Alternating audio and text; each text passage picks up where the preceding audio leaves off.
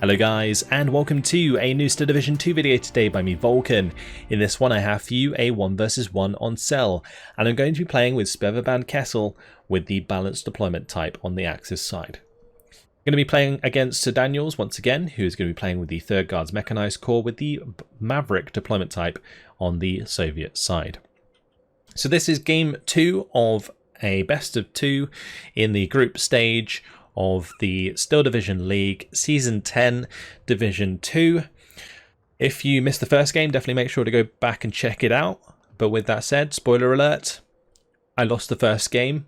Now, I actually failed to mention this in the first game, but there was a lot on the line here because Flix and Sir Daniels had already beat Alot, who is my 3rd opponent in the league, 2-0, which means that both of them were 2 games up. Flix beat me 2-0 as well, so he's now 4 games up. And if Sir Daniels wins this game, he will be 4 games up, which means I will not have a chance to advance to the playoffs in this season. So there was a lot on the line in this game. I basically had to win to tie Sir Daniels, and then I would also have to beat Sir Alot, or Mr. Alot, sorry, is his name, I think. So this was a lot of pressure in this game, and I've ended up on Tsel, which is a map that I'm really in no way familiar with, but I have got a deck that I think can win. So Sperrverband Kessel is an interesting choice. It turned out to be the case because of the picks and bans. I'll leave the bans in the description, but in terms of picks, I picked Sperrverband Kessel first, and then he picked 3rd Guards after me. Now, I was actually pretty happy with him picking 3rd Guards because I felt like my infantry is just straight up better than his infantry, and on a map like Tsel where it's quite infantry reliant, things could go very well in my favour. Unfortunately, a little bit of a transport snipe there onto Brandenburger early on was unfortunate. Again, that's knowing map knowledge as to where the AT gun would be, and that got way too far up. My Hegivadas, they are going to be fine because they are in slow transport, so I'm able to pull them off the road in time. So in terms of the matchup, he's got Partisans with Molotovs, and I've got Hegivadas with Molotovs. And the beautiful thing about Hegivadas is they have more submachine guns, and they're a bigger squad. So in terms of Molotov versus Molotov infantry, I'm going to win those engagements one-on-one. I also have Brandenburger, which are 2 vet double MG42 infantry, so at range I'm also going to have an advantage. So in terms of infantry, things are absolutely fine. In terms of tanks, he has the Shermans and I have Stugs.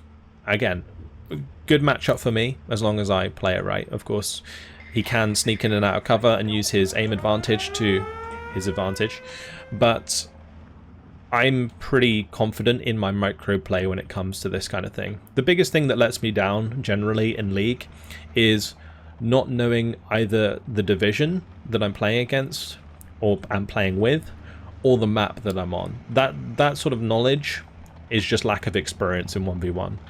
And whereas my actual gameplay and my game mechanics and knowledge and micro is pretty good. So that's where I can be okay. So as long as I'm on a division that I'm familiar with, and I'm on a map I'm familiar with, I'm really confident usually in these games.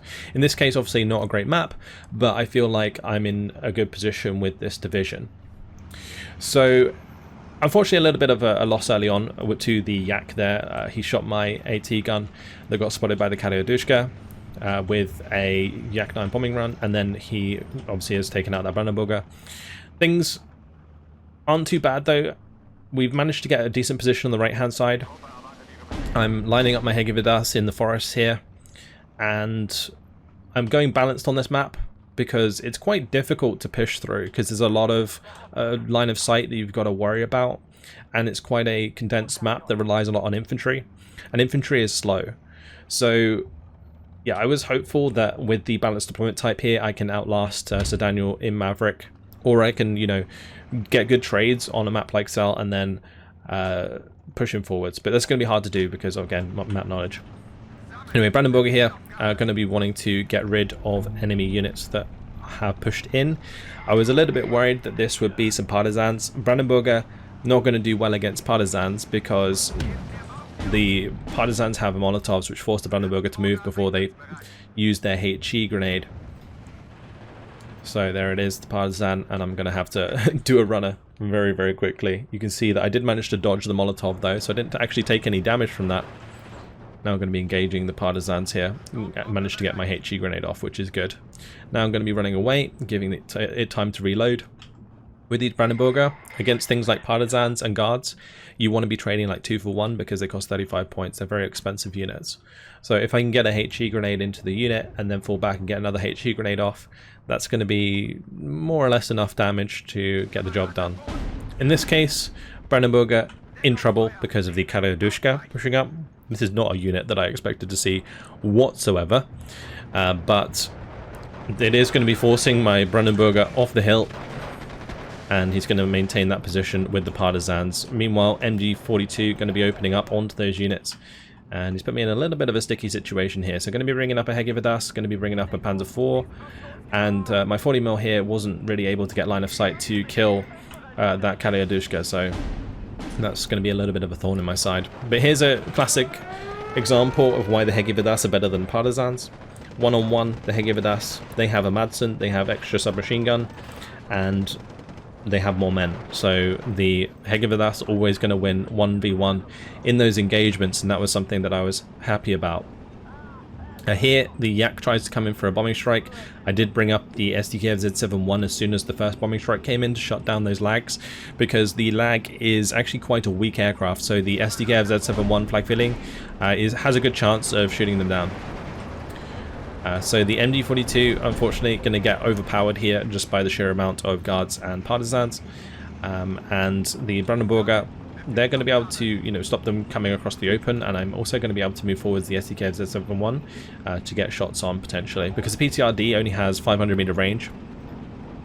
Yes, they'd be able to fire back with like the Dushka with the machine guns potentially from the guards, but the SDKF Z71, if I mark it correctly and like cover, might have been able to get a lot of damage done there. So Daniels is actually going to fall back. I'm going to bring in another couple of MG42s just to cover off the edge of this hill, and I've got the 2 Panzer IVs on the way with the Hegevidas. Meanwhile, elsewhere on the map, things are pretty quiet. We've got the Pak 40 and the IG covering the road. We got the Hegevidas and Brandenburger with the leader here as well, covering here. I've got MG42 with the Brandenburger covering on the left side. On the right, double Sturmpioneer with the Hegevidas Tist. Going to be covering here. Just going to be smoking myself off. He's still poking around with the old Karadushka there, which was a bit annoying. Lag's going to be able to come in and get that bombing strike off as well, because it was a little bit too far from the cover of the AA. So Daniels was being very finicky in this one. He was finding little holes in my defense with these Karadushkas. Again, a unit that I did not expect to see. It's just a Bren carrier basically with a big old Dushka on it, and the double surrender there wasn't something I anticipated either. So unfortunate, lose a leader, lose a Sturmpio, hoping that the Sturmpio that's left there can defeat any infantry that it comes up against. So currently 14 to 10. As long as I sit on a 14-10 like single tick, it's not too bad. Obviously, moving into phase B, if he gets in ahead like he just did now with the 15-9, then I'm in a real bad spot. But we do have a Panzer IV on the way. I've got Hegevidas coming up, and I'm hoping that at least I can sit on this flag against his infantry and it not be too much of a problem. My 2-star Panzer IVs should be able to beat M4s, so I was kind of counting on that as well. But here the partisans are going to be able to get the Molotov onto the Sturmpioneer, and whilst the Sturmpioneer is going to be able to get a little bit extra damage down onto the partisans, they are going to get taken out eventually. MG42 still covering off the ridge as my Hegevidas move up. I haven't managed to put any pressure on this flag, unfortunately, so things not looking too great right now. Karadushka, again, going to be a problem. The difficulty with a unit like a Karadushka is I could maybe use a unit like a Panzertrek, potentially, but the Dushka has good range, so he can sit back quite nicely with those and pin my infantry. So I'd need something more like these 40mm AT guns to take them out, but on a map like Tsel, that can be, again, very finicky because you need to find the right line of sight to kill them.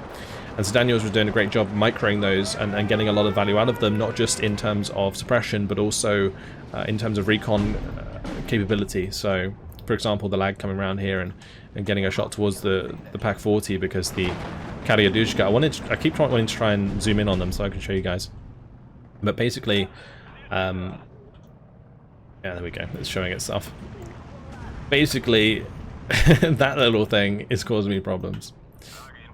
So my BF-109 comes in, I bring one in to just shut down the enemy airplay, and I'm going to be using it to strafe in the mid as well. The SDK-7-1 though actually was the one that claimed the kill onto the lag, so that wasn't too bad. Panzerschreck has been brought in. I needed that there to deal with the Dushka truck, but ends up getting killed by the rifles of the partisans, so that was not great. And I have brought in a Panzerschreck here to deal with the Karyadushka on their side. So I am going to be relying on the Panzerschrecks in this case, just because they're infantry and it's a lot easier for me to do that than with the AT guns. So yeah, I'm in a bit of a bad position right now. He's found the 15-9 early on. I didn't manage to keep him off the hill. I didn't contest this flag because my transport got shot. And on the right-hand side, he broke down this push with nice recon play. So yeah, it's not great, but my Panzer IV can just move up here, sit on the flag on the right-hand side, and we bring things back down to a single tick, which is good. I've got my Kubel now coming up. I've got my Aufklärer. I realized that like having some recon myself will definitely be helpful. The big problem with using recon in this sort of situation though, especially like the Aufklärer, is that they can get spotted at close range quite easily because the distance between you and the enemy is quite short. So you do have to be careful using these kinds of units, and again, line of sight does restrict how effective they can be. Panzer IV going to be engaging the 45mm. My MD42 here still holding the line against his partisans at least. MD42 of the Kubel going to be engaging the Sapode. Now my Panzer IV getting involved there as well. At maximum range against DP machine guns, the MG42 on the Kubel is not too bad. The Kubel does have a decent amount of HP, even though it has no armor, so you can still use it in that situation. Unfortunately, again, at Karyadushka, Kubel MG not going to be quite up to scratch. But that's sitting in a really awkward position. My Panzer IV can't shoot at it, whilst it can provide suppression onto the Hegi Vedasts. So Brandenburger now coming up to assist the other Hegi Vedasts here. My leader providing extra veterancy there is good. And I've got my Panzerschreck now moving up here to just secure this area. My plan is to reinforce and take back like these buildings, and then I need to get back the mid flag. And I should also be looking at taking this flag, but that wasn't something that I was doing just yet, because stopping the bleed on my tickets at this point is actually pretty important, because we are in phase B. Of course, it's his time to shine with the old Maverick deployment time, but also I'm already halfway through my tickets, so I don't really have many more to bleed at this point. Otherwise it's going to get very, very close. The thing is, if I can hold the line long enough and get it to the point where we move into phase C and it's like a 12-12 on this map, I might be able to, or at least I was thinking to myself, I might be able to like stall them out and win the game that way, because it gets to the point that I had in the first game where the balanced player can just start steamrolling through the Maverick player in phase C, and then like the Maverick player just has to like surrender and just give up the game because there's no way back in at that point. So that was kind of how I'm treating this game right now, is I just need to stop the bleeding, and then if I can get to phase C and push it to 12-12, then I can just keep amassing forces and win the game that way. So Hegi Vedas coming in, Brandenburger pushing forwards, actually not doing too bad, but we are coming under mortar fire, which is a bit of a problem. My infantry is in position on the right hand side. I got a Stug here as well. Got another Hegi Vedas coming up there, some more Brandenburger on the way. In hindsight, using more Hegi Vedas rather than Brandenburger would have been, I think, the better shout, because Brandenburger, whilst they are very good, as I mentioned already, they need to trade really well in order to get value. And when Sir Daniels is using good veterancy on his units, And it's makes it very difficult for the Brandenburger to trade, whereas the Hegevidas at close range with the Molotovs can do really well. And whilst they won't do as well at range, I can support them with Panzer IVs, with Stugs and so on, which I plan to do anyway. So you see that happening on the right hand side here with the Panzer IVs and the Stugs. The Hegevidas can just like run forwards and soak, and if they get close range then they get the Molotovs on target, and in this case even defeat the Sapere. So that was going pretty well for me. But yeah, more Brandenburg on the way. My mortar a little bit too close for comfort there, but we're getting more damage done on his guards here, breaking down his center position. His M4s are a little bit scared to push up because I do have this AT gun in position. I've got the Panzer IV in the light cover. He has now brought up a Valentine on the right hand side, and that will be causing me issues. The 40mm AT gun ends up killing his Emcher, so that was pretty good. I think actually it might be the Panzer IV that got it, but one of the two. And that's going to take away his support there. This is a Vespa, which is why it was taking so long to fire. I'm actually pinning down my own units right now, which was a little bit stupid. The Hegevidas gonna have to fall back here on the right hand side, but Pack 40 has found line of sight onto Sir Daniels' Valentine, unfortunately missing, and as was the theme of the first game, Pack 40 is really just not hitting the mark. That was 3 shots and 3 misses. Dug 3 is going to be able to at least hit the 45mm, but there's a gun jam. And I was understandably frustrated in this game so far. But Hegevidas gonna be forced out of position here. The Tankos, only a matter of time until they get surrendered eventually. But I have got the leader here, so that's why they're not going to. I have brought up the 149mm artillery. That's going to be trying to smash the middle area so I can push up these Brandenburger and take that position. So Brandenburger, Hegevidas going to be pushing up there and taking that. Now this was in fact a barrage that I used. The idea was to just leave the barrage on the far side of the flag so that I could just sit here and cap it. And my theory was that if I can just barrage him until phase C, I can pretty much just hold on to all the flags that I need to, and it just won't matter. Sturm Pioneer, take out the Tankos. Partisan DP can't follow that up. Brandenburger now moving in here to help out. I see him breaking through my Hegevidas in this tree line, so he's looking for the flag further back. Panzerschreck does get found by the guards, and this is why infantry, or sorry, recon at close range doesn't really work too well, because it would be in the same position. Like, Panzerschrecks have very good stealth, but the infantry can still see that at close range, so having like Aufklärer on the edge of these tree lines, like in some cases, like maybe here for example, would be useful, but over on this left side would be terrible. So yeah, that's just going to keep falling down. If he brings in any reinforcements there, the barrage is just going to keep smacking him. My Stug here on the right hand side, I could fix it up, but it's not really worth it at the moment, and it's quite a risky place to send a command, or a supply truck, sorry. So what the plan is with this second off map is to obviously smash the right side, reclaim that flag. My barrage in the middle is still going to be trying to reclaim that flag, and my Brandenburger are ready to push onto this flag, and I can use the Vespa potentially. Unfortunately, I did break rule 2, which is do not put your artillery on roads, because now I'm being counter-batteried by Sir Daniels' artillery, and it's coming in right on top of where my Hegevidas are driving through, which is going to unload some of them as they come up there. Panzer IV does get forced back by the ZIS-2, actually lucky that that survived.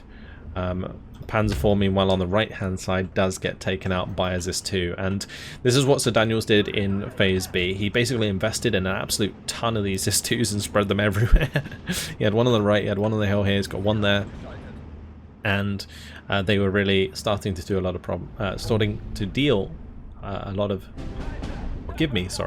problems in this game. The Panzer IV obviously dying on the right 2-1, this Panzer IV being forced back from the M4s, but my barrage still keeping me at 14-10 is okay. It's just I'm kind of on a bit of a time limit, 10 minutes left until I lose the game. Focke-Wulf 190 coming in with the bombing strike onto the M4.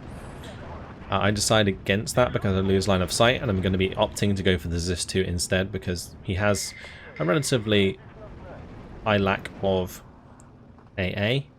So the Focke-Wulf should be able to get a good hit in here. I also managed to surrender the partisans there, so that was nice. And now he's going to be trying to make a little bit of a play on the left, but my AT gun's going to pop his transports. So not going to be able to make much ground there. So Zis-2 goes down to the bombing strike. I've got a recon aircraft out. This only costs 15 points, so it helps me a lot with spotting where his vehicles are. Hegividas going to be able to kill the guards at close range because they have superior submachine guns. The off-map going to be hitting pretty hard. And that should allow my Stug to move up aggressively onto the flag and take it, because it did clean up the M4 for me, which was good. This 40mm trying its best to take out the Shermans, not quite managing to do so unfortunately. But this Stug 3 now getting taken out by the Zis-2 further back. Unfortunate. So now off-map going to be brought down again. Looking to drop that onto the Shermans as I move forward to Panzer IV to engage them. And I've really got to find my way back into this game now. Flag filling, going to be able to stop the lag. I brought that in preemptively on the left hand side because I knew that he would try and use his bombers on the other side of the map. So flag filling, not entirely paying itself off, but it was a good buy-in on that left hand side to cover it against potential pushes from Sir Daniels on 2 extra flags. Because what Sir Daniels is doing now is he's just trying to secure his win by putting pressure onto other flags on the front line. And this flag right here is relatively exposed, but I do already have it covered by the units that I brought in from the start of the game. So now I've got another AT gun coming in. Unfortunately, that one's going to get popped by the Sherman. Hegividas coming in after the off-map. But that's now opposing off-map that's going to be barraging the road. So Sir Daniel's just trying to prevent me from getting into positions. This 2 takes another kill. He's going to fire at my Aufklärer. Do get them unloaded. I'm going to be trying to get this one up as far as possible. Also got a Hadoror Yaror coming in. It's a 15. They're actually like a big infantry squad. 12-man squad, sorry, which has recon capability. Hegividas still trying to hold back the wave of infantry coming through here. Kubel MG actually helping pin down some guards. MD42 also trying to have a go. Got more Hegividas coming in just to reinforce that.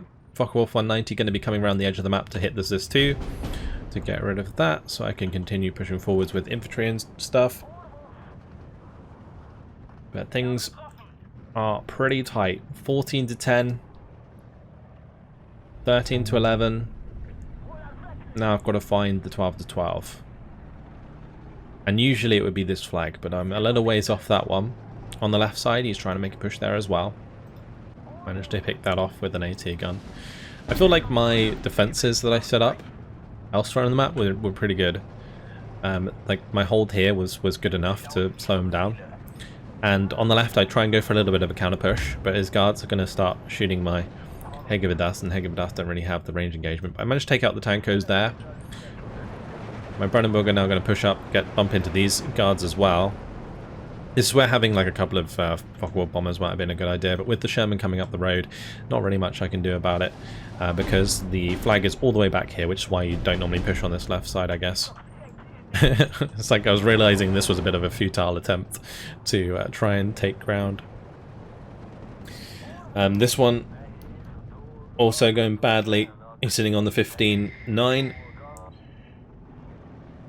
So where I'm looking to win out now is basically taking the center and breaking the right.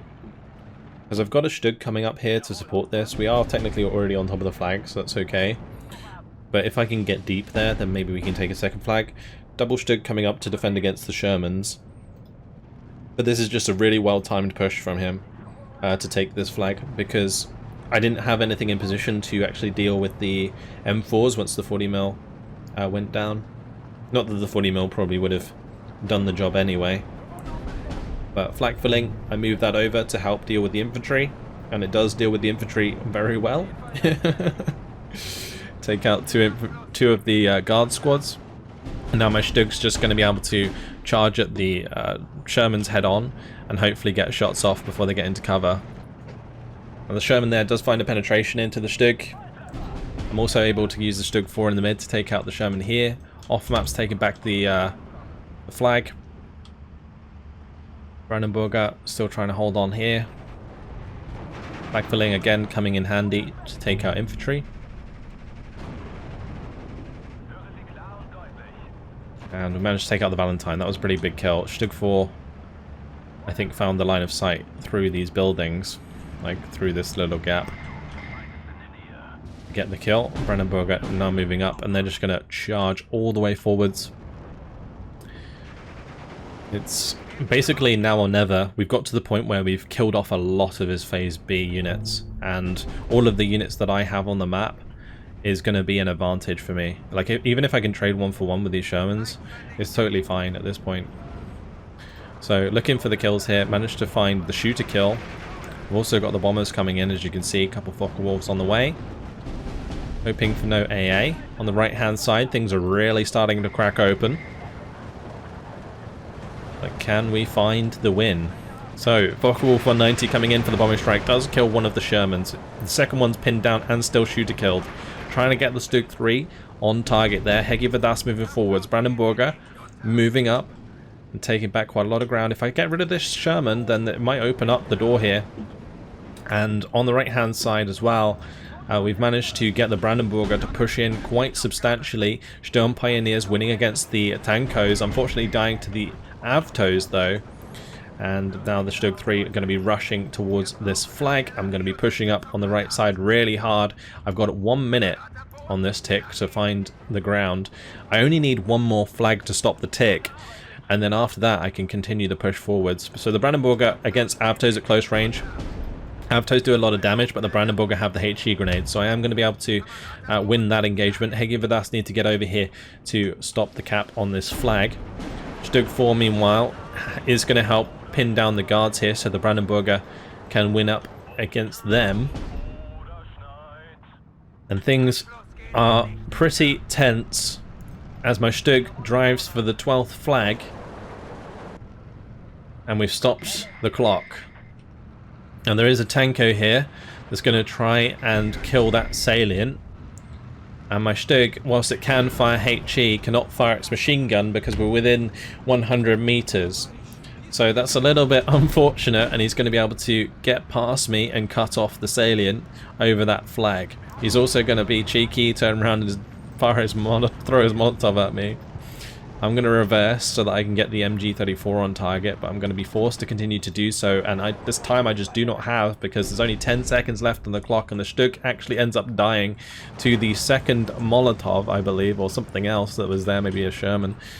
And unfortunately, I was just about to capture that flag on the right and put it back to 12-12, but 27 minutes, 12 seconds in, that is going to be a defeat for me in the 4th game, and so were my chances dashed of being in the playoffs for this season. So, unfortunate.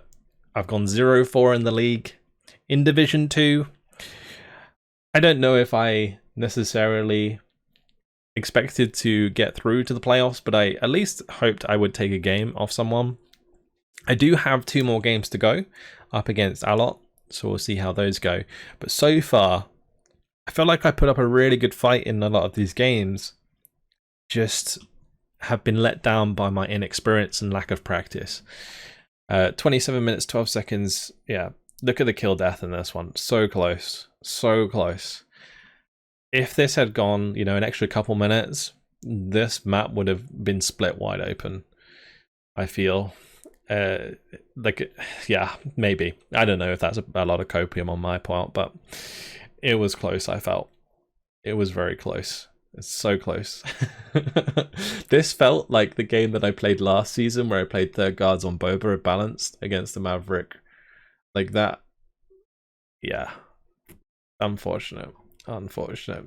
Couple mistakes really in terms of the early game, losing a bunch of units, like the Brandenburger dying very early on, actually really screwed me. Like getting that transport sniped because I didn't understand where the AT would be. That was unfortunate. The losses on the right hand side to a little bit of RNG, like having the Stug taken out by the gun jam after the Pack 40 missed 3 shots in a row.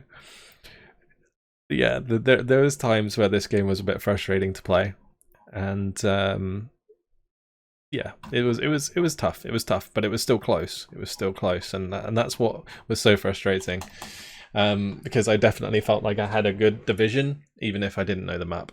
And I think it showed. Like my division, the Hegivadas, win against Powdersans. Like in terms of infantry engagements, it's just totally in my favor, or at least it should be. And the tankos that he has can win, but he doesn't have that many of them, so it's just a matter of time. I think the best things I could have done to improve in this game is not buy so many Brandenburger and buy more Hegivadas. And the other thing is just try and learn the map. Pretty much. I think my off map was really well done. You could see the off map actually got quite a lot of kills. Especially with like how I used it with the barrage. I don't think he expected the barrage the first time round, and it ended up catching out quite a lot of units. The second time round, getting the fire for effects kill on the Emcha was good. The flag filling on the left hand side was really clutch, killing the lag and then helping with the infantry. There was a lot of things that also went right in this game, but not enough things. I'll leave it there. Currently 0-4 in the league. A little bit disappointing. I'm sure you guys are a little bit disappointed as well. This one was very close. I hope you guys enjoyed it. Thank you very much for watching, and I'll see you guys in the next one. Goodbye.